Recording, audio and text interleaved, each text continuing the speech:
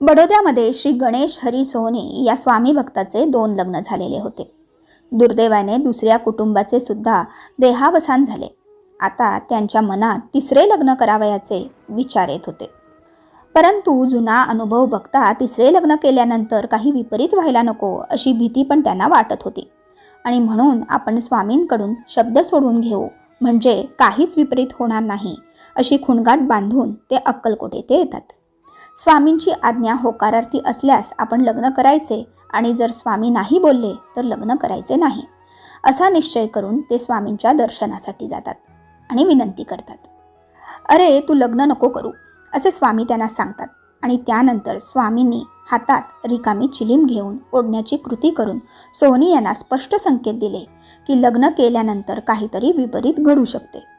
परंतु सोहनी बडोद्यास आल्यानंतर नातेवाईकांच्या आग्रहाने म्हणा किंवा इतर कुठल्याही कारणाने म्हणा, परंतु स्वामी आज्ञेकडे दुर्लक्ष करत 3रे लग्न करतात. पण लग्न झाल्यानंतर 8व्याच दिवशी त्यांचे कुटुंब जिना उतरत असताना पाय घसरून खाली पडल्या आणि त्यांचे कंबरडेच मोडले. हा प्रकार घडताच सोहनी यांना स्वामींच्या वाक्याची आठवण झाली आणि स्वामींनी जी रिकामी चिलीम ओढण्याची कृती करून दाखविली त्याचे स्मरण झाले. त्यानंतर सोहनी यांनी पुष्कळ औषधोपचार केले, पण मात्र त्यांच्या कुटुंबास काहीच फरक पडला नाही.